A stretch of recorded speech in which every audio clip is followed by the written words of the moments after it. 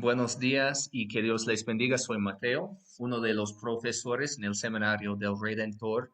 Y hoy día seguimos estudiando la predicación con el segundo curso acerca de cómo predicar Jesús en diferentes géneros de literatura en la Biblia. Ya hemos estudiado cómo predicar Jesús en mandamientos y en la narrativa, y hoy día vamos a tocar profecía del Antiguo Testamento y sabiduría, poesía y eventualmente cómo predicar Jesús en las historias de Jesús, los evangelios y cuando la Biblia habla de Jesús, porque es muy fácil enfocarnos en nosotros mismos aun cuando predicamos las historias de Jesús mismo. Entonces, empezando con profecía, es muy fácil, profecía sería muy fácil porque es la promesa cumplida en Jesús. Jesús hizo lo que Dios dijo que iba a hacer. Y vamos a estudiar un ejemplo en cómo hacerlo, porque en Hechos 8 leemos que un eunuco etíope estaba leyendo un pasaje específico, Isaías 53. Y Felipe, comenzando de esta escritura de Isaías, escrito 600 años antes de venir Jesús, comenzando con esta escritura, le dijo la buena noticia acerca de Jesús. Y eso pasa en Hechos 8, 31, 35. Pero la Biblia no nos enseña cómo lo hizo. Solo nos dice que Él explicó cómo Jesús es el Salvador. Y Jesús mismo citó este pasaje y dijo, ¿por qué os digo que esta escritura debe cumplirse en mí? En Lucas 22:37. Entonces, sabemos por la escritura misma que este pasaje se cumplió en Jesucristo, pero ¿cómo predicaríamos eso mostrando Jesús en el pasaje de Isaías 53? Y voy a mostrarles algo en unos versículos, solo Isaías 53, versículo 3 a 6, pero hay más, realmente está lleno. Hay muchas profecías en la Biblia acerca de Jesús que Jesús cumplió en su vida y su muerte y su resurrección. Entonces, vamos a ver y voy a explicar. Leyendo Isaías 53, versículo 3 a 6, dice, despreciado y rechazado por los hombres, varón de dolores, hecho para el sufrimiento. Todos evitaban mirarlo. Fue despreciado y no lo estimamos. Ciertamente, Él cargó con nuestras enfermedades y soportó nuestros dolores, pero nosotros lo consideramos herido, golpeado por Dios y humillado. Él fue traspasado por nuestras rebeliones y molido por nuestras iniquidades. Sobre él recayó el castigo precio de nuestra paz. Y gracias a sus heridas fuimos sanados. Todos andábamos perdidos como ovejas. Cada uno seguía su propio camino, pero el Señor hizo recaer sobre él la iniquidad de todos nosotros. Bueno, vemos aquí mucha información acerca de Jesús. Y recuerda que estaba escrito 600 años antes de venir Jesús. Entonces, siempre necesitamos preguntarnos qué aprendemos del Evangelio en esta profecía, porque el Evangelio, pues, es el poder de Dios y queremos predicar el Evangelio. Pero, ¿qué aprendemos? Primeramente, dice que el siervo sufrió, pero ¿quién causó el sufrimiento? ¿Qué vemos aquí? Que era golpeado por Dios, golpeado por Dios mismo. Dios lo hizo y podemos predicar el evangelio de eso porque Dios es santo. Dios requiere el pago de pecado. Entonces, ¿quién golpeó el siervo sufriente? Dios mismo. Y también, ¿cuál es la razón para el sufrimiento del siervo? ¿Es por su propio iniquidades? No, nuestras iniquidades. Vemos eso aquí. Jesús murió por nuestras iniquidades. Él tenía que pagar por nuestras iniquidades porque no podemos nosotros. Es imposible. ¿Y, y qué es lo que el siervo sufrió en lugar de su pueblo? Vemos muchas cosas como enfermedades, dolores, un golpe de Dios, fue humillado, qué pena, y traspasado, molido aquí, castigo, heridas y sobre él se hizo recaer la iniquidad de todos nosotros. Entonces, ¿cuál castigo recibió? ¿Cuál dolor recibió? El castigo del pecado. Y podemos enseñar mucho acerca del castigo del pecado, pero también cómo Jesús lo tomó en la cruz y cómo era el plan de Dios desde el principio. Siglos antes, Dios dijo, algún día va a venir un siervo sufriente que va a tomar el castigo que merecen ustedes. Y eso es el Evangelio, que Jesús tomó lo que merecemos. Y otra pregunta, ¿qué es el resultado de su sufrimiento para su pueblo? ¿Qué ganamos con esto? Él recibió el castigo, precio de nuestra paz. Precio de nuestra sanación. Él fue golpeado y herida para que tengamos paz y para que estemos sanados y para que no tengamos que pagar por nuestros pecados. Él ya pagó. Y no tenemos aquí en la pantalla, pero en versículo 10 dice que verá su descendencia y prolongará sus días y llevará a cabo la voluntad del Señor. ¿Cómo puede ser? Porque él era muerto, él murió. Entonces, ¿cómo es que verá su descendencia? Porque él había resucitado.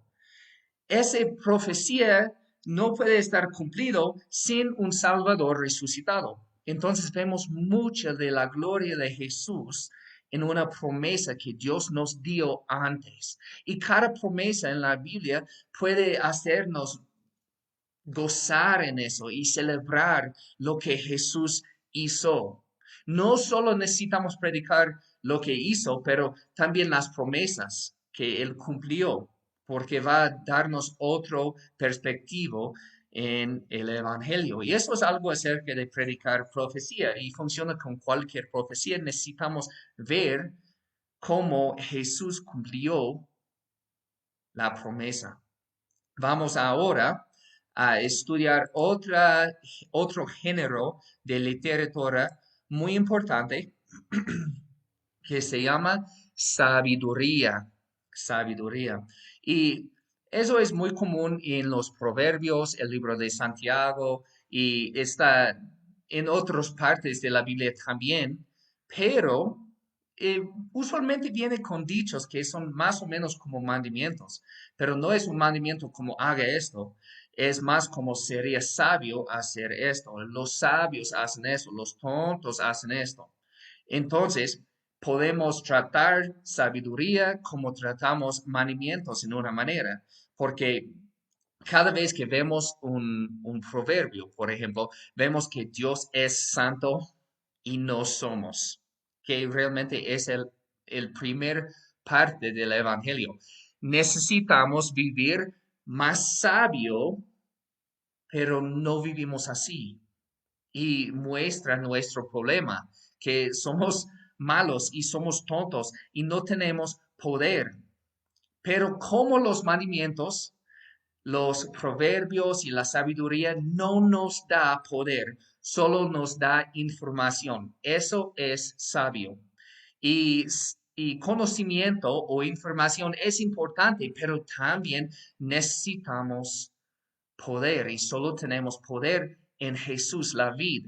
Entonces, si predicamos sabiduría, necesitamos hacer vínculo con Jesús para que tengamos poder. Entonces, primeramente, Jesús mostró al mundo qué es vivir en sabiduría. Entonces, si queremos saber o ver un ejemplo de sabiduría, Jesús realmente es el mejor, porque nuestro corazón busca un maestro sabio que también tiene experiencia.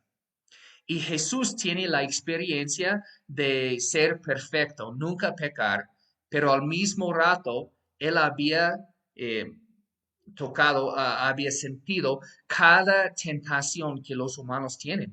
Eso es lo que nos enseña la Biblia. Entonces es el maestro sabio con más experiencia que todos, porque nadie más sabe qué es vivir sin pecar. Y también queremos un rey sabio que siga sus propios preceptos.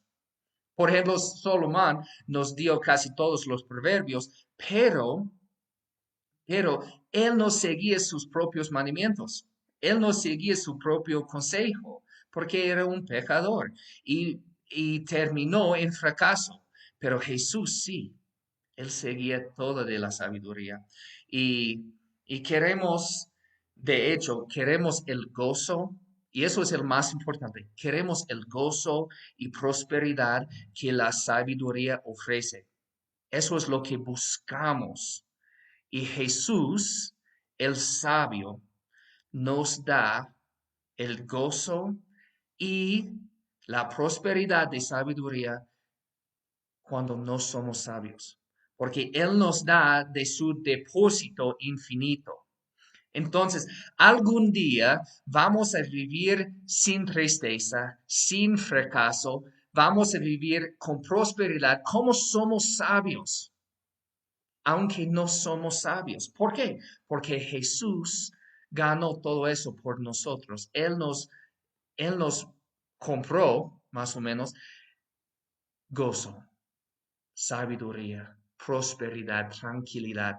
Él nos compró eso con su vida perfecta, con su vida sabia, y podemos tener eso. Aquí en el mundo no totalmente, en una manera, pero no mucho. Pero algún día viene. Él fue preparándonos un lugar lleno de gozo, prosperidad y paz.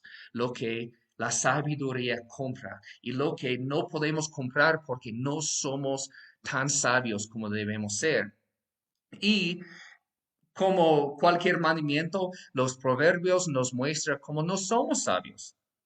Pero podemos predicar el Evangelio diciendo que Dios nos ama aunque no somos sabios. Tontos como yo tenemos perdón, tenemos paciencia, tenemos gracia cuando somos tontos, tenemos misericordia del Padre. Como un padre siempre necesita corregir al hijo, pero lo hace con amor. Dios está haciendo eso con nosotros cuando no somos sabios. Y Dios no necesita nuestra sabiduría. Él nos enseña para ayudarnos. Entonces, cuando predicamos sabiduría, necesitamos reconocer que Dios no necesita que seamos sabios. Él quiere ofrecer sabiduría a nosotros para apoyarnos, para guiarnos. Pero cuando somos tontos, Él como un padre lleno de amor dice, está bien, mi hijo, permíteme ayudarte. Bueno, eso solo toca sabiduría y obviamente hay más, pero seguimos con el siguiente género de literatura muy común en la Biblia, se llama poesía. Poesía es muy importante y no solo lo encontramos en el libro de Salmos, está puesto en muchas partes de la Biblia. De hecho, la profecía de Isaías 53 está escrito como poesía y en el Nuevo Testamento, el libro de Salmos está usado por Jesús más que cualquier libro en el Antiguo Testamento. De hecho, dichos de Salmos son más que cualquier otro dicho en el Nuevo Testamento. Cotaciones, yo digo.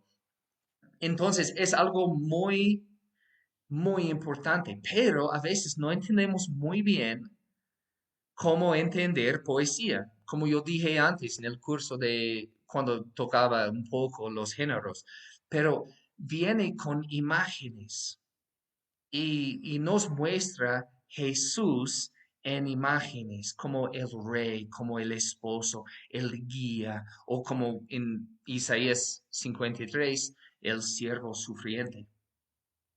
Entonces, necesitamos buscar las imágenes y mostrar cómo las imágenes nos muestra Jesús en poesía. En Cantar de Cantares, que es todo poesía, usa también imágenes mostrando no solo el esposo y no como Jesús es nuestro esposo y no solo el rey como Jesús es el rey, pero el rey que también es esposo y puede enseñarnos mucho acerca de nuestra relación con el Rey perfecto y el esposo fiel. Y, y podemos usar diferentes tipos de poesía. Por ejemplo, en el libro de Salmos encontramos eh, salmos de adoración. Y cuando predicamos salmos de adoración, podemos predicar acerca de las obras maravillosas de Jesús y cómo podemos adorarle, porque vale. Y con salmos de lamentación podemos usarlos para confesar nuestros pecados y buscar el perdón que Jesús nos da. En salmos de memoria podemos recordar lo que Él hizo. En salmos de dar gracias, agradar o cosas así, podemos dar gracias por la gracia de Jesús que nos dio. En los salmos mesiánicos son profecías. Eso es muy fácil y muy claro si reconoce cuáles salmos son mesiánicos. Y cuando digo mesiánico, significa un salmo que es profecía del Mesías. Mesías significa Cristo. En aramaico, Mesías. En griego, Cristo. Entonces, cuando, cuando decimos un salmo mesiánico, significa un salmo escrito tal vez 1000 años antes de Jesús que habla de Jesús como profecía. Y uno es Salmo 22. Es muy claro. Es un salmo que habla de David y David está escribiendo y David se sentó algo del salmo, pero nunca estaba cumplido totalmente hasta, hasta venir Jesús. Entonces, al leer Salmo 22, vemos que Jesús nos comprenda. Él conoce qué es sufrir. David conocía y nosotros conocemos, pero no podemos entender cuánto él sufrió en la cruz, tomando el pecado no solo de un hombre, pero de millones, de todos los que iban a creer en él, de todo tiempo. Él sabe, él conoce, él comprende el sufrimiento. Y eso es otra parte de la literatura de poesía, es que toca cada dolor y necesidad en la manera mejor, porque a veces no podemos decir, no podemos explicar nuestro dolor, solo podemos cantar, solo podemos hacer una imagen. Y poesía nos da todo eso. Entonces, cuando tenemos dolores, ¿a dónde vamos? Al Señor, que da consuelo, que nos cuida. ¿Dónde vamos? A Jesús. Siguiendo con el siguiente, parece tal vez medio raro, pero yo digo que necesitamos predicar Jesús cuando leemos textos acerca de Jesús. Y parece obvio, pero muchas veces predicamos a nosotros mismos cuando debemos predicar a Jesús. Y tengo un ejemplo aquí. Vamos a ver el libro de Marcos, capítulo 12, versículo 41 a 44. En estos versículos vemos una historia de una mujer y cómo Jesús reaccionó, y voy a mostrarles cómo podemos predicar nosotros mismos en lugar de Jesús. Y es muy común y debemos evitar eso. Leemos. Jesús se sentó frente al lugar donde se depositaban las ofrendas y estuvo observando cómo la gente echaba sus monedas en las alcancías del templo. Muchos ricos echaban grandes cantidades, pero una viuda pobre llegó y echó 2 moneditas de muy poco valor. Jesús llamó a sus discípulos y les dijo, les aseguro que esta viuda pobre ha echado en el tesoro más que todos los demás. Estos dieron de lo que les sobraba, pero ella de su pobreza echó todo lo que tenía, todo su sustento. Bueno, cuando predicamos Marcos 12, 41 a 44, ¿qué predicamos usualmente? Usualmente mostramos cómo esa mujer dio sacrificialmente y nosotros también debemos dar en una manera de sacrificio como ella. Debemos tener la fe que ella tiene. Pero, ¿qué es el problema con esto? El problema es que somos el centro, de nuevo. ¿Quién es el centro? La mujer. Pero no debemos hacer la mujer central de ese mensaje. ¿Qué debemos predicar? Jesús, obviamente. Pero ¿cómo? ¿Cómo podemos enfocarnos en Jesús cuando es una historia de una viuda pobre que dio todo? Fácil. Dice que ella de su pobreza echó todo lo que tenía, de su sustento. Pero cuando predicamos Jesús, decimos, nadie de nosotros, nadie es pobre cuando tenemos Jesús, porque Jesús salió de su trono para venir y ser pobre aquí en el mundo. Él no solo dio todo su dinero, pero también toda su vida por nosotros. Él nos dio todo y todo nuestro es suyo. ¿Por qué? Él es el Rey, Él es el Señor y podemos dar porque Él va a cuidarnos. Él va a proveer todo lo necesario. No necesitamos confiar en el dinero porque tenemos Jesús. Entonces tenemos ánimo de dar, tenemos el poder y no solo el mandamiento, dar como ella. Tenemos el ánimo. Jesús nos dio todo. Porque nunca quiero dar dinero. Porque no creo la verdad del Evangelio, que tengo riqueza en Jesús más que el mundo puede ofrecer. Y también podemos decir, ustedes, yo sé que ustedes no dan como deben, no tienen fe suficiente para dar, no confías tanto en Jesús, pero está bien porque Jesús no necesita tu dinero, no necesita tu dinero. Él quiere tu corazón. Entonces confías en Él más. Recuerda lo que Él hizo. Y en el futuro va a ver, al confiar en Jesús, que el dinero no es tan importante como antes. Va a tener riquezas más importantes. Entonces tenemos una manera diferente de predicar este pasaje. Y hay otros pasajes, por ejemplo, el endemoniado de los Garasenos en Marcos 5, 1 a 20, la liberación de este endemoniado. Muchas veces predicamos algo acerca de Dios libró ese loco de su vida de locura y puede librarles también.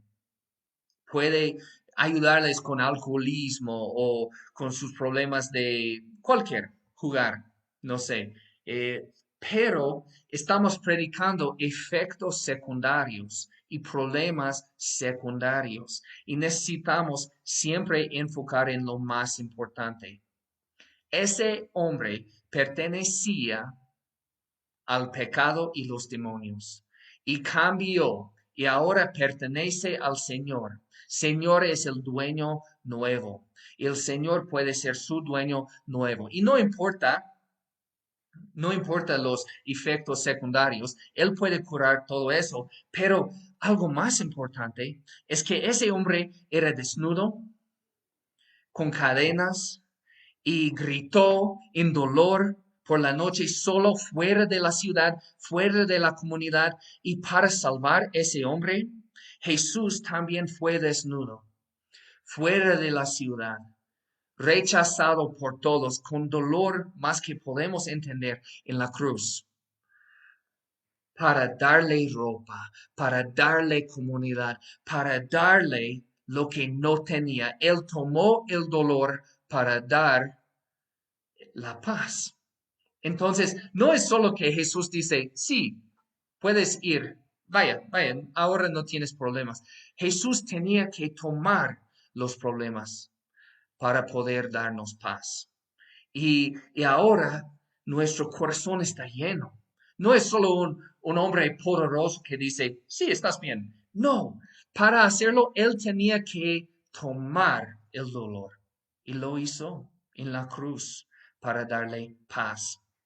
También tenemos milagros en la vida de Jesús.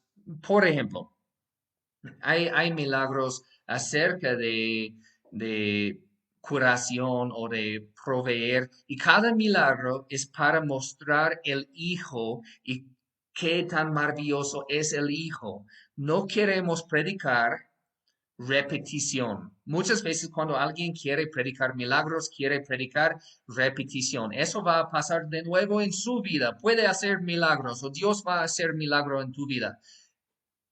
Pocas personas recibieron milagros de Jesús en la vida de Jesús. Pocas personas. Había muchos enfermos y solo unos recibieron curación porque no es la meta de Jesús. Jesús usó milagros para mostrar verdades celestiales más importantes, porque ese cuerpo va a pasar. No es tan importante que esté curado.